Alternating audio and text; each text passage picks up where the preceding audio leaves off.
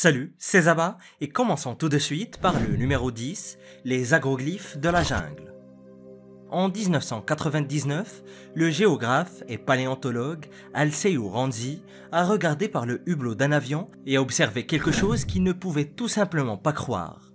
Depuis le hublot de son avion, il a vu un cercle géométriquement précis sculpté dans la terre au beau milieu de la jungle brésilienne. La forme aurait été invisible au sol et n'a été révélée que récemment par des agriculteurs qui ont défriché une partie de la forêt. Alceu a été le premier à le remarquer en regardant depuis l'avion. Et Ranzi a recruté une équipe d'archéologues du monde entier et s'est mis à la recherche d'autres cercles étranges perdus dans l'Amazonie brésilienne comme celui qu'il avait vu depuis l'avion. Ils ont utilisé des images de Google Earth et ils ont passé la forêt au peigne fin et à ce jour, ils ont découvert environ 300 formes massives sculptées sur le sol il y a environ plus de 1000 ans. Des cercles, des rectangles, des motifs géométriques bizarres et tout cela éparpillé sous la jungle envahie par la végétation. Un débat fait actuellement rage pour savoir s'il s'agit de merveilles archéologiques réalisées par une civilisation disparue ou selon certains, s'il s'agit de formes beaucoup plus anciennes, voire liées à d'autres formations que l'on retrouve un peu partout dans les Amériques. Chaque géoglyphe est géométriquement parfait et mesure entre 2 et 3 terrains de football. Ils ont été sculptés dans la terre avec une précision qui pourrait faire croire à une machine. Les contours des géoglyphes sont des fossés géants mesurant jusqu'à 10 mètres de large et 3 mètres de profondeur. Mais ce qui est vraiment choquant, c'est que les archéologues n'ont trouvé aucune trace d'habitation humaine dans les parages. Il n'y a aucun vestige de village ou de ville à proximité des centaines de géoglyphes. Soit ces géoglyphes n'ont pas été réalisés par des êtres humains, soit, comme le suggèrent certains scientifiques, ils faisaient partie d'un paysage rituel et ces établissements sont toujours cachés quelque part dans la jungle. Quoi qu'il en soit, c'est une preuve de plus qui confirme que les habitants de la jungle étaient bien plus avancés qu'on ne le pensait. Numéro 9, la chapelle Sixtine de l'Amazonie. Il y a 12 500 ans, les premiers hommes vivant dans la forêt amazonienne ont eu un sursaut de créativité alors que l'ère glaciaire n'était pas encore terminée. Alors que d'immenses pans de l'Amérique du Nord étaient encore recouverts de glace, les habitants de l'Amazonie dessinaient des gribouillis sur les parois d'une falaise. Les archéologues ont récemment découvert ce qu'ils appellent la chapelle Sixtine des Anciens. Il s'agit d'une falaise massive qui s'étend sur près de 13 km dans la jungle colombienne et qui pourrait très bien être la plus grande fresque du monde tout simplement. Il s'agit certainement de l'une des plus grandes collections d'art rupestre préhistorique au monde entier. Et l'ensemble est couvert de milliers de peintures allant d'animaux à d'étranges êtres anthropomorphes, en passant par des humains et des êtres disparus. Et ce sont les animaux disparus qui suscitent le plus d'intérêt chez les chercheurs. Les scientifiques ont déjà identifié des peintures de créatures disparues telles que des paresseux géants ou mégathériums, des chevaux de l'ère glaciaire, des mastodontes, une espèce de lama disparue. Et en raison de la date à laquelle ces peintures ont été réalisées, les chercheurs pensent que les artistes étaient les tout premiers humains à atteindre l'Amazonie. Ils font partie des premières générations d'êtres humains à avoir vécu dans cette partie du monde. Et ce qui est encore plus déconcertant, c'est la raison pour laquelle les anciens se sont donné la peine de réaliser une œuvre d'art de 13 km de long.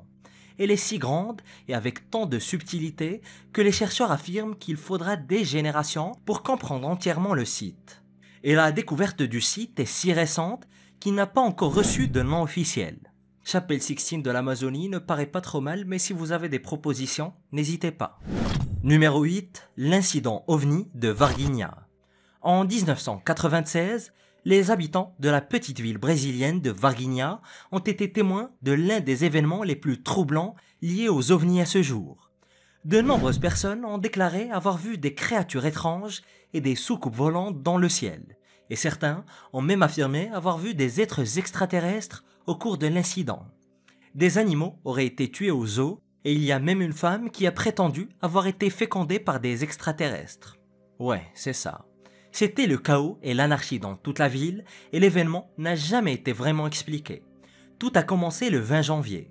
3 jeunes femmes décrivent avoir vu une créature qui marchait sur 2 jambes et avait une tête géante et des bosses bizarres sur tout le corps. Ses yeux ressemblaient à 2 orbes rouges dans sa tête. et ils ont trouvé qu'elle marchait de manière très bancale et comme si elle était malade ou blessée. Et au lieu de l'aider, les 3 femmes se sont enfuies, et on les plaint pas, et ont raconté à leur famille qu'elles avaient vu le diable en personne. Il est difficile de dire si des extraterrestres ont vraiment débarqué dans cette ville endormie de la jungle. Mais lorsque l'on a appris que les 3 jeunes femmes avaient vu le diable, de nombreuses autres allégations ont été formulées. Des gens ont signalé que des animaux non identifiés rôdaient dans la forêt, un officier de police a même été tué et des animaux sont morts de façon inexpliquée dans les environs. Cependant, aucun de ces événements singuliers n'a jamais été relié les uns aux autres dans le cadre d'une sorte d'opération extraterrestre ratée sur notre planète. Et en 2010, l'armée brésilienne elle-même a publié un communiqué pour tenter d'élucider le mystère. Une enquête officielle a conclu que les 3 jeunes femmes étaient tombées sur un sans-abri mentalement instable et non sur un extraterrestre ou le diable. Ces allégations ont considérablement affecté la ville de Varginha et de manière très durable. Des poupées extraterrestres grises portant des maillots de football sont vendues sur les lieux de l'incident. Oui, avec des maillots de football. Je vous rappelle que c'est le Brésil quand même. Et des dessins d'extraterrestres gris ont été utilisés dans des campagnes publicitaires pour la municipalité. Même des arrêts de bus ont été construits en forme de vaisseaux spatiaux et un château d'eau de 20 mètres de haut avec un réservoir en forme de disque a été érigé dans le centre-ville sous le nom de Nave Espacial de Varginha. Numéro 7, le complexe de Cuicugu. Le site archéologique de Cuicugu, au Brésil, est un complexe massif qui comprend 20 villes et villages répartis sur plus de 20 000 km². On estime que 50 000 personnes y ont vécu entre il y a 1500 et 400 ans. Cependant, on ne sait pas exactement ce qu'il est advenu des habitants de cette vaste partie de la forêt amazonienne. Leur disparition coïncide avec l'arrivée des Européens qui n'ont toutefois jamais mentionné avoir rencontré ces mystérieux habitants de la jungle. Les scientifiques ont émis l'hypothèse que les Européens ont peut-être actuellement contribué à l'extinction de ces peuples sans même le savoir ou le vouloir. Lorsqu'ils sont arrivés, ils ont apporté des maladies, et ces maladies se sont propagées beaucoup plus rapidement que les personnes qui les ont ramenées. Et selon certains rapports, lorsque les explorateurs et les conquistadors sont arrivés dans les villages et les villes, tout le monde était déjà mort parce que la maladie était arrivée la première. Les maladies qui ont décimé la population de Cuicugu n'ont pas été transmises directement par les explorateurs et les conquistadors. Il est possible que ce soit les autres populations locales et les partenaires commerciaux qui ont interagi avec les Européens et qui ont ensuite transmis les maladies qu'ils avaient contractées auprès des étrangers aux peuples cachés de la jungle. Mais ce n'est qu'une théorie. Les preuves archéologiques montrent que leur civilisation était déjà sur le déclin lorsque les Européens sont arrivés. Et certains des premiers conquistadors ont peut-être vu ici les derniers vestiges d'une société humaine. Cependant, lorsque les Européens sont arrivés en grand nombre dans la jungle, les villes et les villages de Cuicugu avaient déjà été réabsorbés par la jungle. Numéro 6, le monstre de la jungle. Le Mapinguari est un monstre légendaire qui erre dans la jungle amazonienne et ce, depuis des milliers d'années. C'est une bête géante, redoutable et puante à laquelle les tribus amazoniennes croient dur comme fer. La créature se cacherait dans les parties les plus profondes de la jungle et ressemblerait à un mélange entre un grand singe et un paresseux terrestre éteint. Elle se déplacerait très lentement, mesurant près de 2 mètres de haut sur ses pattes arrière. Et avec sa fourrure rousse et emmêlée et ses longues griffes acérées, on pourrait croire qu'il s'agit d'un paresseux jusqu'à ce qu'on entende la dernière partie de la description. Lorsque le Mapinguari se dresse sur ses pattes arrière, il porterait une sorte d'énorme bouche béante sur son ventre. Cette bouche est censée être assez grande pour consommer n'importe quel autre animal vivant dans la jungle. Et le nom Mapinguari se traduirait approximativement par bête fétide, en référence à sa puanteur qui le précède de très loin. Bien évidemment, les chercheurs n'ont trouvé aucune preuve de l'existence d'une créature aussi terrifiante. La plupart des scientifiques considèrent que le Mapinguari n'est que folklore et légende. Cependant, la description correspond très bien aux caractéristiques physiques du paresseux terrestre géant que vous connaissez peut-être sous le nom de Megatherium. Un paresseux de la taille d'un éléphant et qui vivait en Amérique du Sud jusqu'à il y a environ 11 000 ans. Techniquement, il est éteint et les scientifiques ont trouvé de nombreux fossiles. ce qui nous permet de savoir qu'il s'agissait d'animaux bien réels, mais personne n'en a jamais vu à l'époque moderne. Et il est tout bonnement impossible qu'un seul animal ait survécu à ces 11 000 dernières années. De plus, le mapinguari serait un carnivore alors que le Megatherium était un herbivore. Numéro 5. La ville des géants.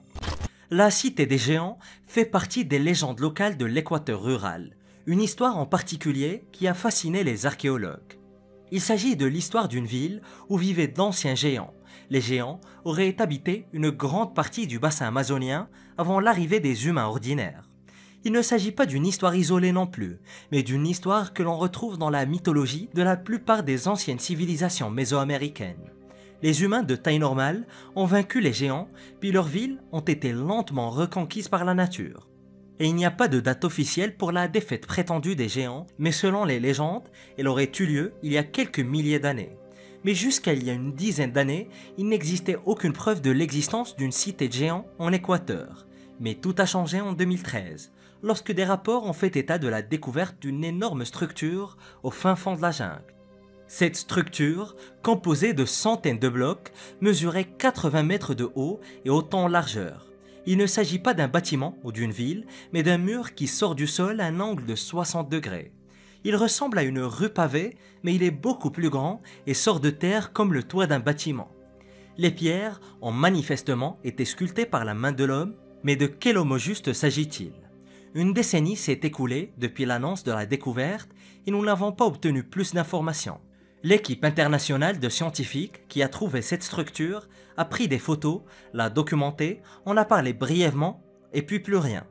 Il semble que personne n'y soit retourné depuis. Nous ne savons donc pas ce qui est enfoui dans la jungle, ni combien d'autres structures existent, ni pourquoi toutes les recherches archéologiques ont soudainement cessé. Numéro 4. La culture Marajoara. La culture Marajoara vivait sur une île située à l'embouchure de l'Amazone, dans le nord du Brésil. L'historien, journaliste et auteur Charles Seemann pense que cette culture a atteint son apogée en l'an 800 de notre ère, puis elle a prospéré pendant près de 600 ans avant de disparaître. L'activité humaine a commencé sur l'île de Marajo vers l'an 1000 avant notre ère, mais il a fallu attendre près de 2000 ans pour qu'elle atteigne son apogée. Les archéologues ont trouvé des ruines de bâtiments, des morceaux de poterie brisés, des peintures élaborées et enfin des statues et des urnes funéraires. Un groupe de personnes très intelligentes et technologiquement avancées a prospéré sur cette île amazonienne quelconque.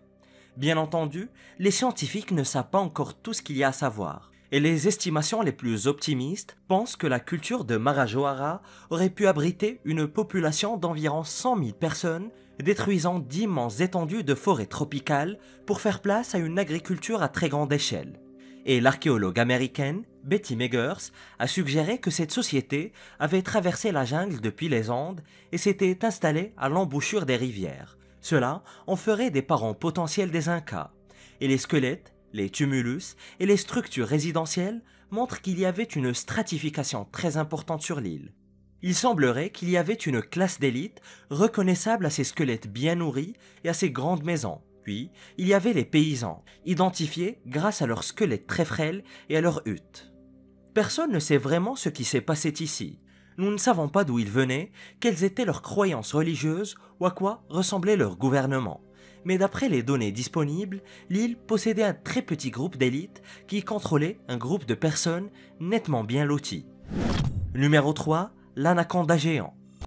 Au XIXe siècle, l'explorateur Percy Fawcett a découvert un serpent préhistorique alors qu'il chassait dans la jungle amazonienne à la recherche de civilisations perdues. Et selon le récit de Percy, ça rime, l'énorme serpent mesurait environ 1 mètre de long et près de 40 cm de diamètre. Une terreur vivante de la taille du titanoboa, selon ses dires, aujourd'hui disparu. Mais c'était il y a un peu plus d'1 siècle, et le titanoboa s'est éteint il y a 58 millions d'années. Et il n'y a pratiquement aucune chance que le titanoboa s'accroche encore à la vie quelque part dans la jungle amazonienne. Mais les habitants de la région rapportent encore avoir vu cette créature et appellent le serpent Yakumama, qui pourrait se traduire par la mer de l'eau. Et depuis que Percy Fawcett a disparu à la recherche de la cité perdue de Z, de nombreux autres explorateurs ont déclaré avoir vu un énorme serpent. Certains mentent manifestement, affirmant avoir vu un animal de plus de 30 mètres de long se faufiler dans la jungle, mais il existe de nombreux témoignages bien plus fiables. Un Péruvien du nom de Juan Palomino aurait trouvé un anaconda de près de 12 mètres de long et l'aurait tué au cours d'une expédition militaire. Et Mike Warner, un lithographe irlandais, a déclaré avoir trouvé la preuve de la présence de la créature en regardant des images satellites en 2009. Il n'est pas totalement impossible que Percy Fawcett soit tombé sur un anaconda surdimensionné. L'anaconda vert atteint en effet une taille moyenne entre 4 et 8 mètres. Il n'est donc pas exclu que Percy Fawcett ait trouvé un anaconda exceptionnellement grand ou qu'il se soit tout simplement trompé dans son estimation. Il existe peut-être des anacondas de 9 ou 10 mètres et les gens ont peut-être arrondi les chiffres pour atteindre les 15 mètres. Numéro 2, manuscrit 512. La Bibliothèque nationale de Rio de Janeiro abrite une section de manuscrits anciens et très mystérieux. L'un d'entre eux est un document datant du XVIIIe siècle. Il s'agit du manuscrit 512 qui raconte une histoire peu banale. Ce document ancien fait état de la découverte d'une ancienne cité de pierre dans la jungle amazonienne. Cette histoire n'aurait rien d'extraordinaire si ce n'était la description de la cité. Le texte affirme que les explorateurs des années 1700 ont trouvé une ville qui ne ressemble à aucune autre dans la jungle, ni d'ailleurs dans les Amériques. Elle avait des maisons de style méditerranéen, de larges rues et semblait tout droit sortie de la Grèce hellénistique. L'architecture était clairement grecque ou romaine, ce qui ne correspond en rien à ce que l'on s'attend à trouver en Amazonie. Mais l'authenticité du manuscrit est discutable. Il a été écrit sous forme de lettres, soi-disant par des chasseurs de trésors portugais à la recherche des légendaires mines perdues de Muribeca au Brésil. Les Portugais ont écrit que la ville méditerranéenne était abandonnée et il n'y avait personne, seulement des ruines, des œuvres d'art délabrées et des pièces de monnaie frappées avec de curieuses figures. Et bien sûr, personne n'a jamais réussi à retrouver ce lieu oublié et la plupart des experts n'accordent pas beaucoup de crédit à ce manuscrit. Numéro 1, la grotte des visiteurs. Près de la petite ville de Monte Alegre, dans le bassin du fleuve Amazone, se trouve une grotte mystérieuse qui contient des preuves d'une occupation humaine datant d'il y a 11 000 ans. Anna C. Roosevelt, du Field Museum de Chicago, a excavé la caverna de Pedra Pintada et a découvert des pointes de lance en pierre et d'autres outils primitifs. Elle et ses collègues ont également découvert des plantes et des restes d'animaux carbonisés. Cela semble montrer que les premiers habitants de la caverne de la jungle se nourrissaient de plantes et chassaient de petits animaux pour survivre. Et pendant de très nombreuses années, la théorie acceptée pour expliquer l'arrivée de l'homme en Amérique du Sud a été la suivante. Pendant près de 3000 ans d'affilée, les êtres humains ont quitté l'Asie, traversé le pont terrestre vers l'Amérique du Nord, où ils auraient ensuite traversé ce qui est aujourd'hui le Canada, les États-Unis, le Mexique, l'Amérique centrale et se seraient finalement installés dans la cordillère des Andes. Et c'est d'ailleurs pour cette raison qu'on a pendant très longtemps pensé que les premières cultures des Andes étaient très similaires à la culture Clovis du sud des États-Unis. Mais ce qui a été découvert dans cette grotte est une culture complètement différente. Il s'agit d'un groupe de personnes qui préféraient vivre dans la canopée fermée de la forêt plutôt qu'à l'air libre dans les montagnes. La théorie acceptée pour les peuples d'Amérique du Sud pourrait être très erronée.